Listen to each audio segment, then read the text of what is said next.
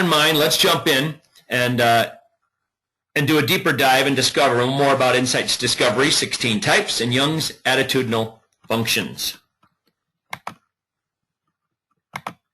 What I want to do is quickly remind you of how we got you into the profile in the first place. And again, those of you that remember the Simple Evaluator that you filled out, the same question 25 times asks you, how much red, blue, green, and yellow energy do you see in yourself? It was how we created your conscious persona. Underneath that simple side of color energies, what we were really asking you is how much introversion, extroversion, thinking, and feeling you see in yourself. So what we really measured in terms of fiery red was extroverted thinking. In its opposite, earth green, we were measuring introverted feeling. And again, you remember Jung's bipolar dynamics, the dynamics of the opposite types. At the same time, that exists for yellow and blue. Blue is introverted thinking, which is what we measured in terms of you filling out the evaluator. And yellow is extroverted feeling. So what you get a sense of is which of the Jungian attitudinal functions we use to create the simple side, the basic side of our model. And by translating it to colors, it seems to have universal appeal and drives lasting behavior change inside organizations. Again, if you've got questions while I'm going through this information, until we actually get into the conversations about it, feel free to type those into the chat. What you see on the next slide, which many of you have seen in workshops or seen in some of our job aids, is the expansion of the 4 colors to the 8 types, or 8 colors. What you get a sense of in this model that I'm sharing with you about team dynamics, or approach to task when working within a team, is how the original 4 color energies still exist, but are now coupled with those color energies which are the original 4 in combination. And again, it's still the simple side of the model, which makes it powerful and easy to use and easy to remember. But if you think about somebody who's in that director position, that still represents the original extroverted thinking. If you look at somebody in the inspirer position, sunshine yellow, that still represents extroverted feeling. Now, along with observer and supporter, Jung called these rational types. If you fall in terms of your wheel position in director, observer, supporter, or inspirer, you are defined as one of Jung's rational types. Jung said these were rational because the top and bottom color energies are opposite. What he really meant by that, in addition to the color energies, is that your dominant and your auxiliary attitudinal functions are also opposite. So director, inspirer, supporter, and observer represent someone who leads with that color energy or that attitudinal function first and foremost, and is also somewhat defined by how much they are not like their least color energy. The net result of all that is it's more easy to identify and to select or pick out someone who's in one of those 4 rational types because they show up really red as an example, or really blue, or really green as an example. Because if someone is leading with high green and has very low red, it's even more consistent to see that high green energy. So on one level, while it's very easy to see how blue and red could be combined to make purple, in this case the reformer, the color energies keep it simple, but as we get to a deeper layer, you're going to see that the attitudinal functions change significantly. And that's why the 8 and ultimately the 16 types and the power of moving to literally all 72 types within the model, and ultimately your individual profile, unique, 1 in 100 billion. So you see the original 4 rational types still there, represented again by introverted and extroverted thinking and feeling. And what you also recognize quickly is that those original 4 color energies can be combined to define what Jung called the irrational types. Now be careful as I define rational and irrational. It isn't so much today's meaning that we might assign to those terms. It was Jung's meanings. And when Jung talked about rational, he simply meant top and bottom energies are the opposite. When Jung defined irrational, which in this case is the reformer, motivator, helper, and coordinator, he was simply defining personality types whose top color energy and bottom energy are not opposites. What comes with that is the idea that folks who show up in those irrational types, or as those irrational 8 types, don't tend to show up so much exclusively with that one leading color energy, because there's more nuance to how they show up with the blend of their color energies. But again, for simplicity, combine red and blue, purple is reformer. Combine blue and green, you come up with the teal shaded coordinator. Down on the bottom, someone with high yellow energy and high green energy, when combined, becomes that lime green helper, which at its simplest level is somebody with simply high yellow and green energy. But again, as we go one layer deeper, you're going to see some of the differences as we go. I'll pause here just for a second in case there's any questions.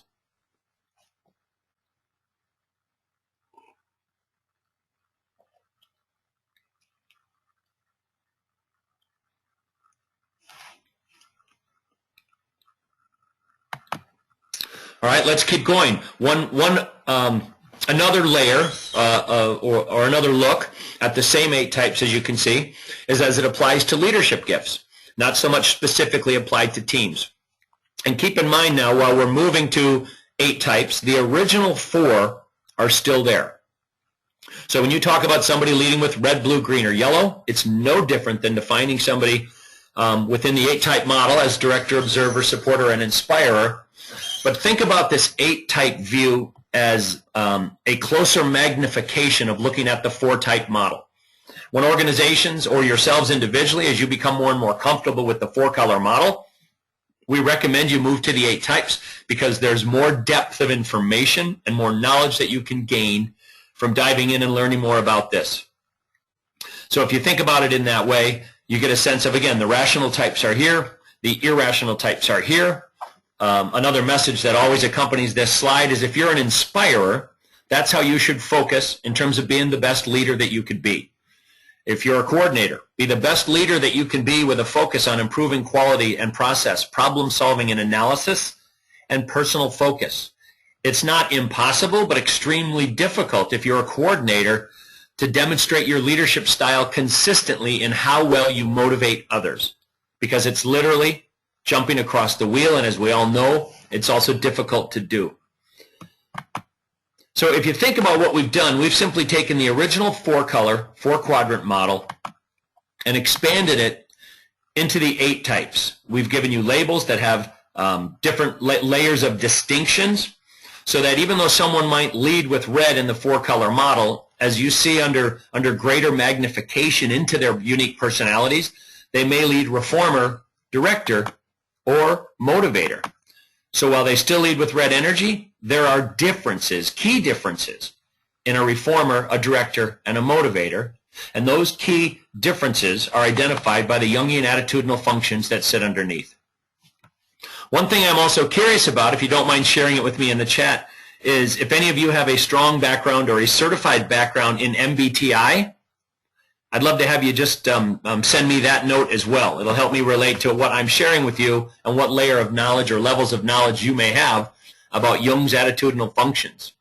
So if any of you are MBTI accredited or certified, feel free to go ahead and share that with me in the chat.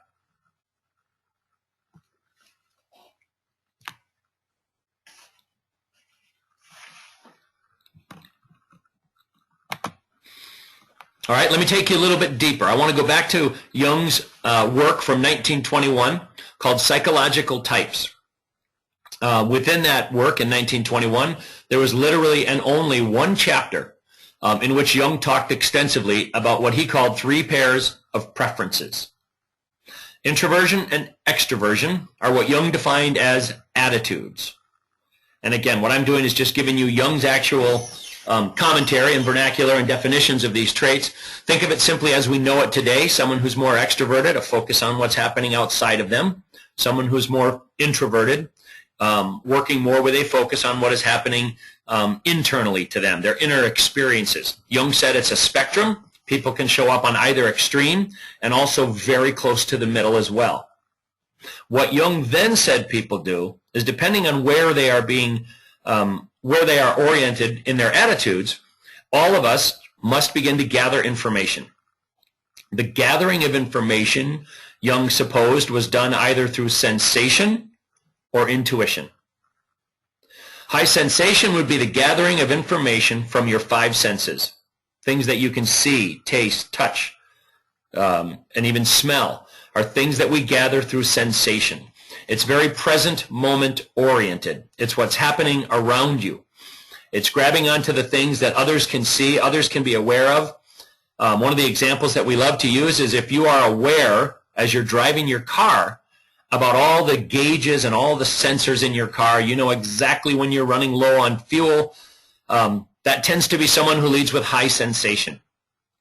In contrast, in stark contrast, if someone leads with high intuition, they tend to gather information not from the present reality through their five senses, but through their intuition or their gut feel, or literally their sixth sense. What it tends to mean is that people who lead with high intuition tend to simply know something. Somehow they've gathered information from somewhere and they know it to be true. We frequently define it as somebody having a gut feel. You just know something is the way that it is.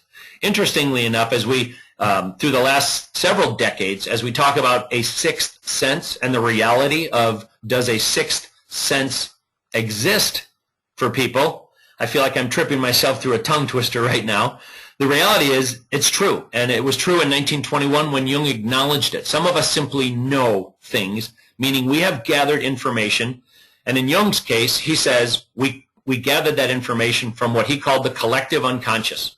All information that all of us have access to, in fact, all information from all time, but we can only access it through intuition. In contrast to sensation, it's people who gather information around them. It's immediate, it's present, it's practical, it's clear. If you've never run out of gas and you always know how much gas is in your car while you're driving, you likely lead with high sensation. If you have run out of gas even more than once, you likely lead with high intuition because you're not paying attention and you're not gathering information from what's directly in front of you or directly around you. Now, moving from which attitude you started in, introversion and extroversion, and regardless of how you gathered information, sensing and intuition, Jung then said one last piece of processing must be done on information for human beings to make decisions, and that is that either based on data, facts, and logic, or based on people, feelings, and relationships, we make our decisions. So if you think about it in summary, you might be more introverted. You might tend to gather your information from the facts and data readily available around you, and then you might make a decision logically based on the data that you've gathered using your head. In this case, we'd call you a thinker. You make that thinking-based decision, and that is how you would convey Jung's cognitive processes. It's also possible to be extroverted, still gather information through sensation, and make a thinking-based decision. Well, it's possible to be extroverted, gather information through intuition, and then make a feeling-based decision. What I'm giving you as I create the couplings of these attitudes and what Jung called functions is I'm creating for you the concept of Jung's attitudinal functions. The idea that of every possible combination of these six attitudinal functions, people make sense of their world. So let me give you an idea, and actually let me also pause here in case there's some questions. I want to make sure that we get these key concepts at the introductory level to how we use these attitudinal functions as we drill deeper.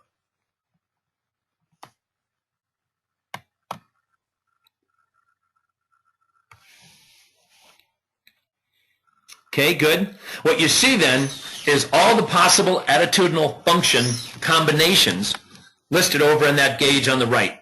Introverted intuition, extroverted thinking, extroverted sensing, introverted feeling, introverted sensing, introverted thinking, and extroverted feeling. Now, those of you that have a background in MBTI, or even if you've just taken the assessment and are familiar with it, you're likely aware that there are also categories defined as judging and perceiving. They're frequently talked about as the J and P scale. Well, if you look at Insight's discovery and our interpretation of Jung's work, we don't believe that judging and perceiving was intended by Jung to be another scale on which people could be sorted. That doesn't mean that it is invalid, but what we do believe is that it was a creation of Catherine and Isabella Myers and Briggs as part of the creation of the MBTI assessment. Because as you can see, if you look at the purity of what Jung talked about in Chapter 10 in Psychological Types, he said people are either introverted or extroverted. They gather information through sensing and intuition, and they make a decision based on thinking or feeling. That's what he said. And that's the end of the decision-making process to be able to take action. Now, in fairness to Isabella and Myers, Catherine and Isabella Myers and Briggs, Jung did use the terms judging and perceiving. But the way that he used them is important to understand. Jung said that sensing and intuition, because they are about the gathering of information, are the perceiving functions. So Jung used the term perceiving, but he used it to define sensation and intuition. He then further said that because thinking and feeling are the decision-making functions, that therefore they are the rational or the judging functions. There's the J. The judging functions are thinking and feeling because that's where someone makes decisions. Also called the rational functions. The irrational functions, or the P for perceiving functions, are sensing and intuition. I bring that up so that you realize J and P are in fact, judging and perceiving, are in fact part of Jung's work, but not necessarily another category by which people can be sorted and divided for the purpose of defining psychological types. So which is why when you look at the attitudinal function overview that I'm showing you now, the 8 attitudinal functions that we use within the discovery model are listed here. Now, while Jung said people are clearly defined by the dominant attitudinal function, the one that they use most frequently and the one that has the strongest impact on how they gather information and make decisions, we are all categorized by all 8 of these in combination. Meaning we start with one, we move to the next, we move to the next, we move to the next, literally from top to bottom, down through all 8 in terms of how we process. And again, everything I'm sharing with you is still consistent with the Insight's 4-quadrant, 4-color model, but what you're starting to see is the greater depth underneath the model, which is based upon its reliance on Jung's attitudinal functions, all 8 attitudinal functions in combination. And I've got a note here, a good example of how these actions are related to attitudes. J equals I order first in a restaurant. P equals I order last. Interesting. Thanks for that. Yeah, it's so interesting to think about when you really get down to these highly detailed levels of how we break ourselves into a different understanding of how everybody is wired. You really start to see the depth that moves us from 8 to 16 to 72 types and 100 billion unique profiles. And yet at the same time, to acknowledge somebody's leading color energy and interact with them based on that is really why Insights is having this success worldwide, because of the depth of the model and the simplicity of being able to use it on a daily basis. So as we go deeper into the 8 types and deeper into the 72 types, you can still utilize the richness of the model by leaning into somebody's primary color energy, but for your personal development, being aware of what sits underneath it becomes pretty powerful. So let me take you deeper now, again, within the blend of the color energies in combination with the attitudinal functions, and share a slide that most of you probably have not seen before. What it allows me to do is take the 4 color energies and demonstrate to you how someone can lead with high fiery red energy, meaning, as we know, they lead with extroverted thinking. But what's underneath it when we go one layer deeper is someone who leads with fiery red that also uses sensation to gather information, compared to someone who leads with fiery red but uses intuition with that fiery red in combination. So take a look for a moment at what I'm showing you. And I've got 2 flavors of fiery red. I've got is driven to achieve completing tasks with an organized, hands-on approach. That's someone who leads with fiery red. I also have fiery red defined as someone who challenges authority by seeking to break free from convention. Now, I'm going to give you a little quiz. I would like you to help me understand or take a guess. If I define someone's fiery red as being driven to achieve completing tasks with an organized, hands-on approach, we know they lead with extroverted thinking, but what do you think they follow that with? Is that followed with sensation, or do you think that is followed with intuition? Type it into the chat if you have an idea.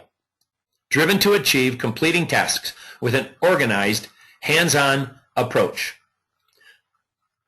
You think sensation or intuition?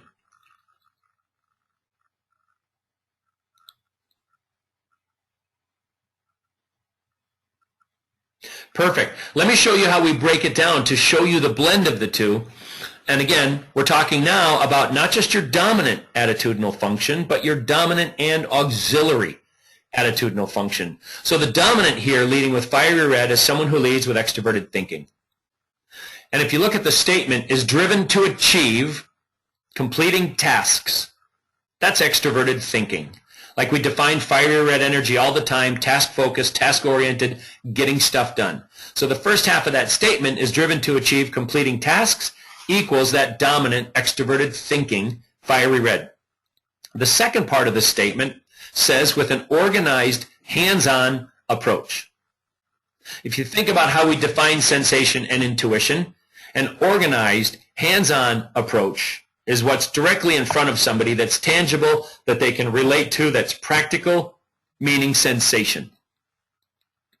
Now, if we jump over to the other one, again, thinking in terms of dominant and auxiliary attitudinal functions, challenges authority.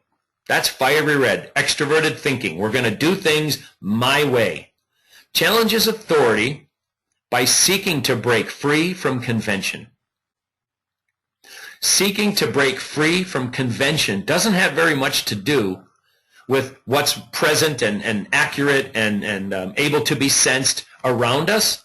It's more about breaking free in terms of what could be, what are the possibilities, where might I go from here. Within that, hopefully you start to see the intuition. So while both statements show somebody whose dominant attitudinal function is extroverted thinking, you start to see that an organized hands-on approach means it's coupled with sensation. And seeking to break free from convention means it's coupled, or its auxiliary attitudinal function is extroverted intuition. So you can see there where we show you the energies in combination, fiery red with sensation, fiery red with intuition. I won't go to that same level of depth, but as I walk you around the model, I'll let you take a guess at the two statements. So, is outgoing and fun with the ability to spontaneously improvise. We know the first part of both those sentences is going to be that dominant attitudinal function of extroverted feeling. But what do you think sits underneath is outgoing and fun with the ability to spontaneously improvise? Do you get a sense of sensation here and now in the present? Or do you get a sense of intuition? What's possible? What could be?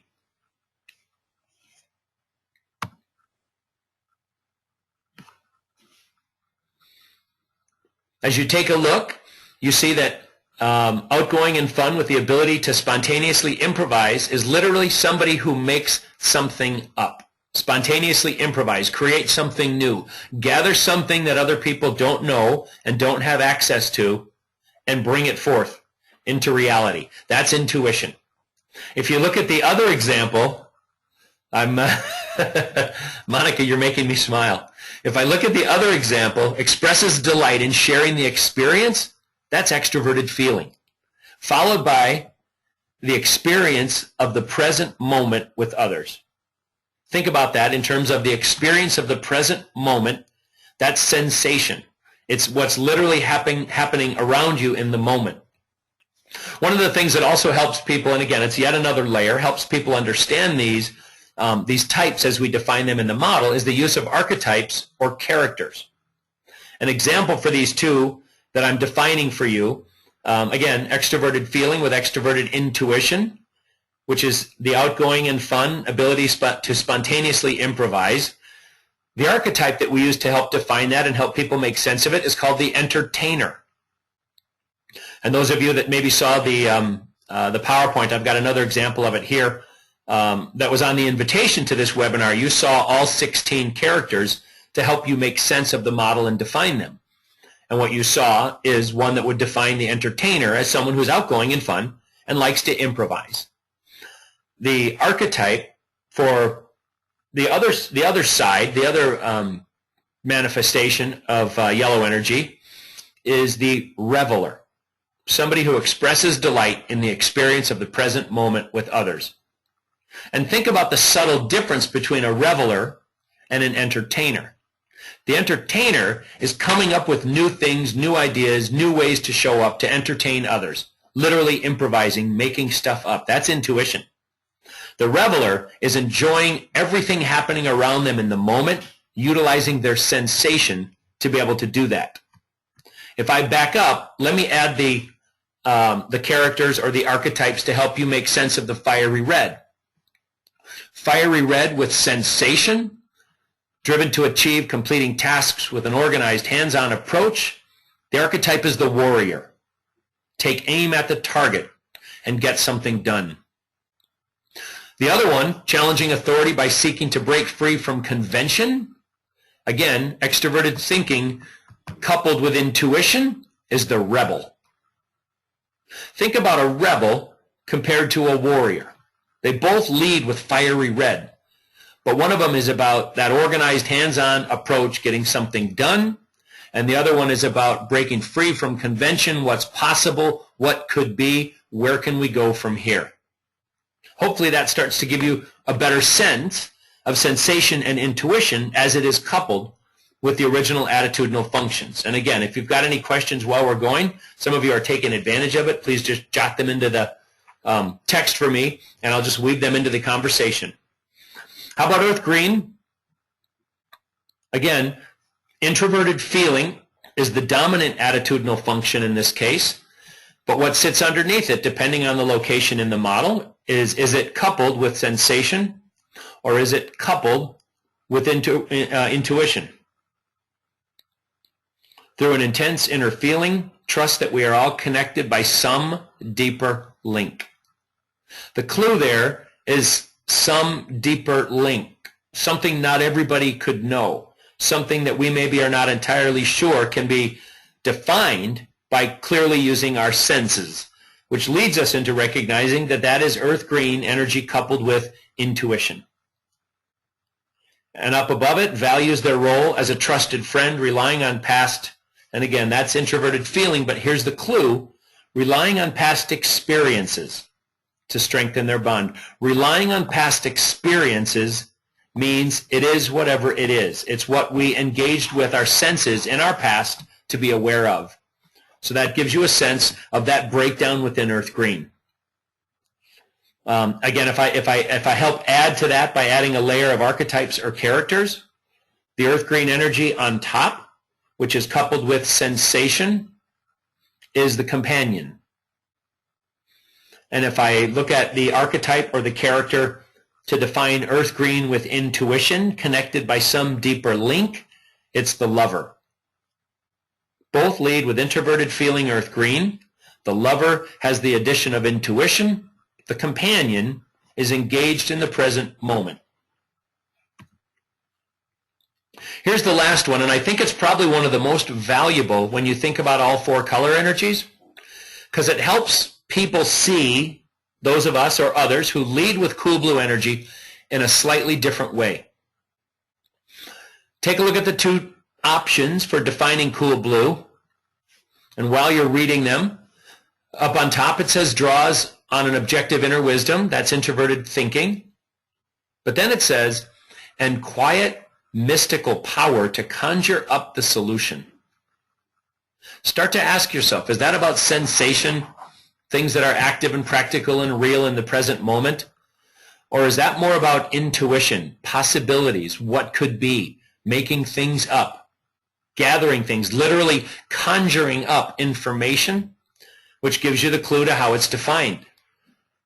Perfect, Monica. It's defined as introverted thinking dominant with introverted intuition auxiliary.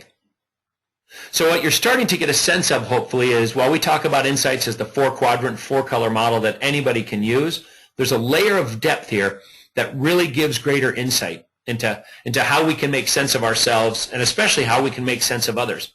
Now look at the more traditional view that most of us have of Cool Blue. Weighs the facts to seek an objective judgment based on the truth, then considers past decisions and precedent.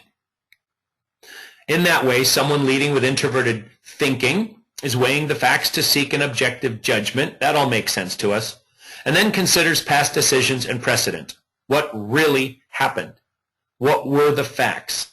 That's where you see sensation come into play. It's what was really happening, and it's how we couple introverted thinking with introverted sensation. What that opens up the door for us to realize is this is how we see Cool Blue energy most of the time. But what gets very interesting to me and what's very helpful for people to see a different side of Cool Blue is to look at the characters again, or to look at the archetypes. The archetype for Cool Blue with sensation literally is the judge. It's someone who's all about the data, all about the facts, quietly weighing them to make an objective decision.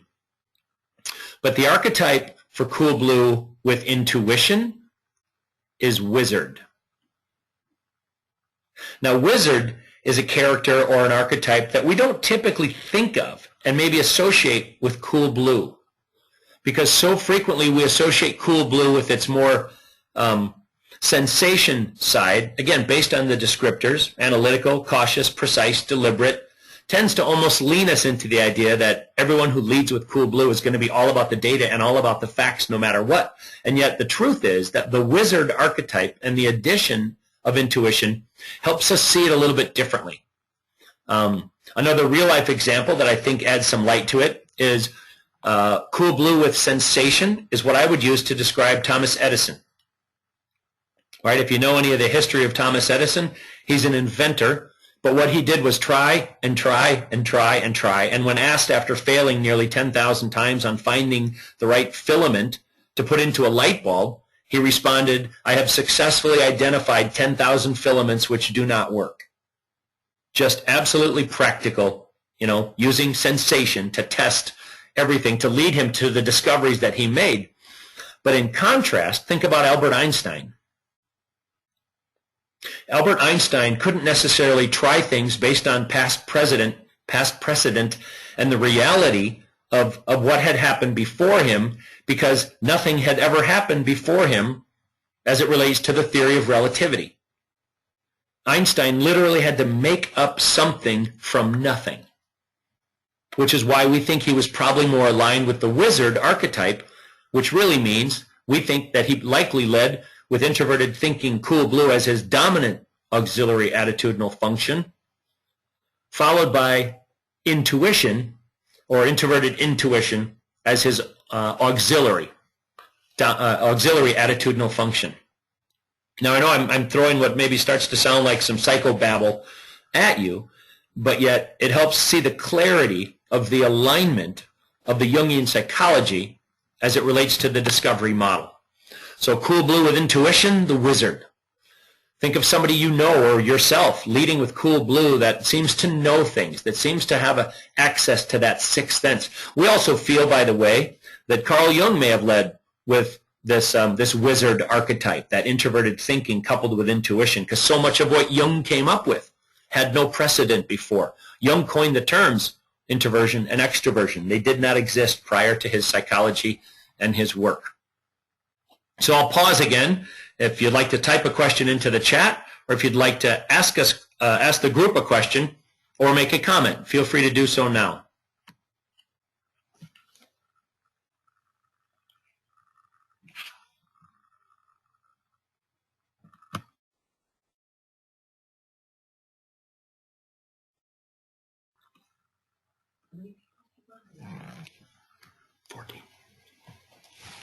So what I'd love to do is sort of help you deepen your understanding of your own wheel positions. Now that I've got a sense of where you put yourself in terms of those wheel positions, see if you can't define your dominant attitudinal function based on your current wheel position. And again, please feel free to take a stab. My intent is not to point out to, if 12 of you get it right and 2 don't, to point out the 2 who didn't. I just want you to be thinking about it and exercise some muscles here as we're going through this. So what is your dominant attitudinal function? Again, what we know you can base it on is the 4-quadrant model. So the dominant one tends to be not so difficult. Perfect. And some of you are jumping right into the archetypes or right into the characters. And again, as you look at the 8-type model, if we zoom in on that lens, I can move you to 16 types. And when we zoom in fully, we move it to all 16 types. Some of you I see are pulling up archetypes from the 16 that I showed listed originally, and that's terrific. You're getting a sense of the depth of the Jungian psychology as it underpins the model. And even another way to define it, green plus intuition. The reason it's powerful to do this, to go to this level, is if you walk away from discovery thinking, oh, I'm red, right, which is one of the worst things you could say, I'm red. It's much better to suggest that I lead with red. But if I lead with red coupled with sensation, I'm gonna exhibit behaviors like a warrior. Not necessarily in a negative way, but that's how I'm going to show up. Eyes on the target, accomplish the goal. But if I lead with fiery red coupled with intuition, I'm going to show up differently. And it's why it is so important to talk in 2 colors as we talk to each other about discovery. It's why it's so important not to come into a room and say, I'm yellow. Or even to say I lead with yellow. If you're able to say I lead with yellow followed with red, it's got more meaning.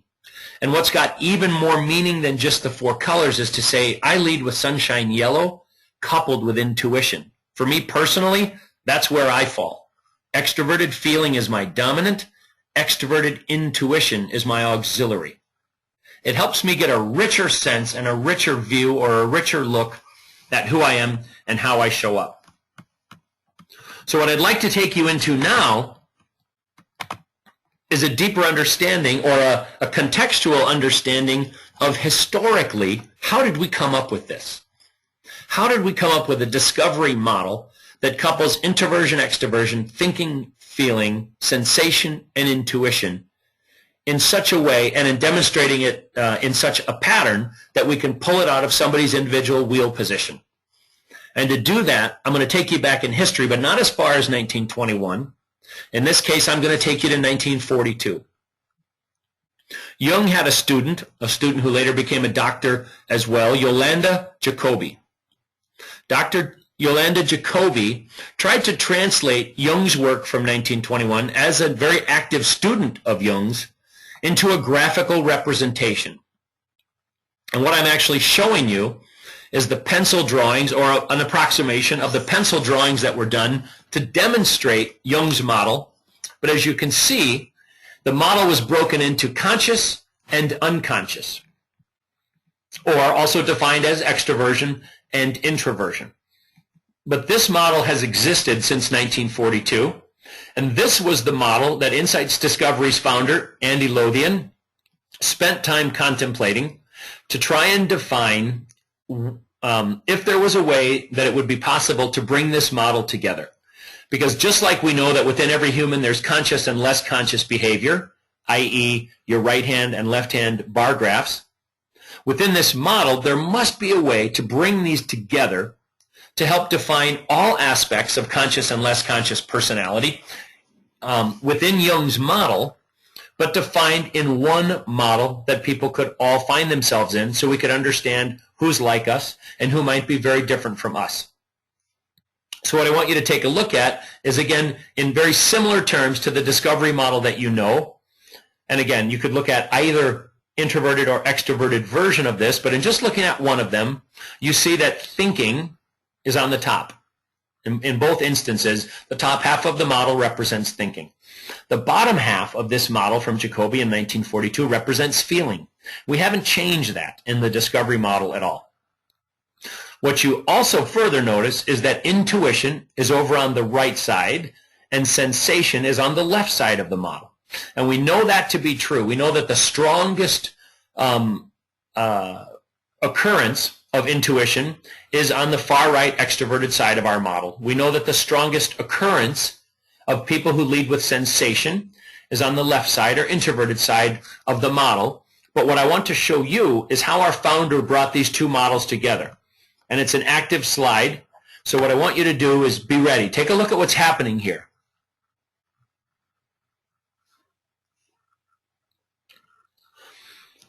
Our founder recognized that to bring these two antithetical spheres together and split them the way that we just did results in this combination.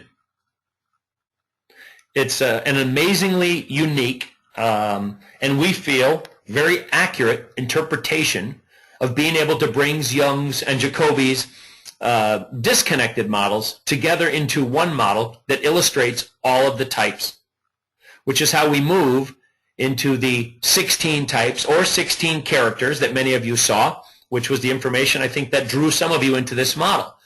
To say, you know, I know how to define myself by my leading color energy or by my top two, or I can even put all four of the blocks on my desk in order. I know how to define myself by these 8 types on the outside, but I want to go deeper than that. I want to go beyond the 8 descriptors that we've given you into the 16 characters, or again, what we're really talking about is the dominant and auxiliary attitudinal functions. So if you take a look at this model, you're starting to see how many different ways you could define yourselves, and each one moves you to a deeper level of specificity. You could say, I lead with red, and people understand what that means. Speed up and get to the point. Know that you're going to be about tasks. In further defining yourself, recognizing that by saying you lead with red, you might be a reformer, a director, or a motivator. So you could say, I lead with red-yellow, which moves you into that motivator, or you could say, I lead with red-blue, which moves you into that reformer. Now you're starting to recognize that you can also talk about discovery, like many people with a background in Myers-Briggs or a strong understanding of Jungian psychology tend to do. You could say, I'm a director who leads with fiery red, and my dominant attitudinal function is extroverted thinking, and my auxiliary attitudinal function is extroverted intuition. By the way, in our model, as in MBTI, we define intuition by the capital letter N as in Nancy, because we use I for introversion. So in the middle of this model, you see the left-hand side, I represents introversion. Those are the 8 types that are introverted. The right side of the model represents extroversion, which is how you all learned about the 4-quadrant model to begin with. But if you go around and look at where your individual wheel position falls, you start to be able to create a definition. For me, I'm wheel position 26. I can see inspirer. I can also see extroverted feeling coupled with extroverted intuition. To give me a sense, if this is making sense for all of you, if you could specifically pull your wheel position out and think of it in this model, and then define yourself by what you see in terms of a dominant and auxiliary attitudinal function. Take a stab at that if you could.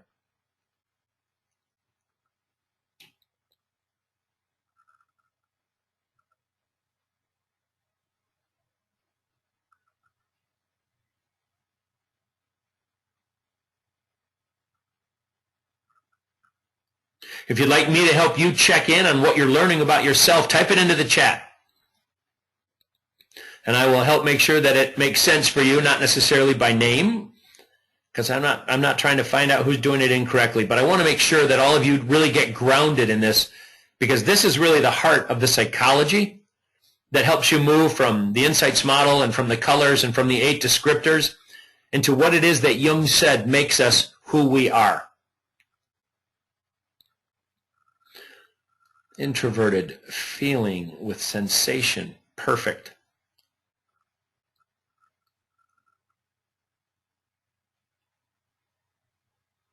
And then Jessica, you can also connect to the archetype with it as well.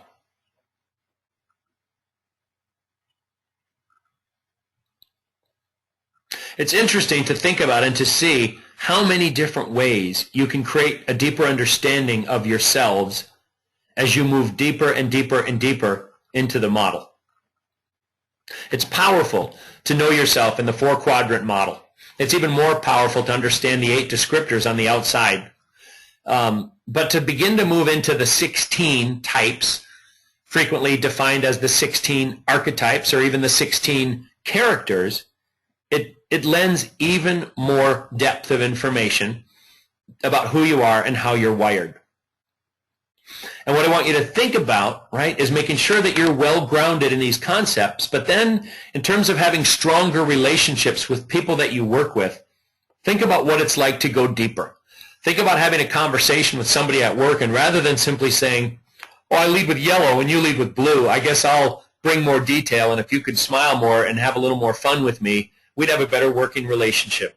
And of course the answer is yes, you absolutely would. But imagine being able to go deeper with them with profiles in front of you and talk about not just, I don't just lead with yellow, but I actually lead with extroverted feeling coupled with extroverted intuition. I fall not just in motivator, but in the part of motivator that's defined by extroverted feeling first, coupled with extroverted intuition. And you might be a reformer, more introverted, leading with introverted intuition and introverted thinking. It seems we have intuition in common as one of our top 2 attitudinal functions. Let's be aware of that. Let's see how that shows up as we work together and how we interact together. And because of an absence of sensation with me and an absence of sensation with you, let's make sure when we're working on a project together, we are paying attention to the details. We are looking at the actual present facts as part of the way in which we gather information, because that's very powerful as well. And I'll pause again just for a moment in case there's any questions. If you'd like to share them using audio or type them into the chat, please do. As we begin to wrap up here, I just want to make sure I don't leave you, any of you, with unanswered questions about these layers and this depth within the discovery model.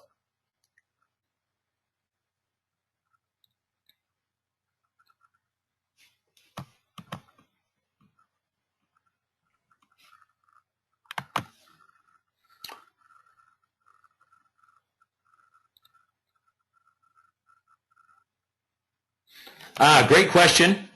And actually I'll speak to it on this slide, which I think is helpful.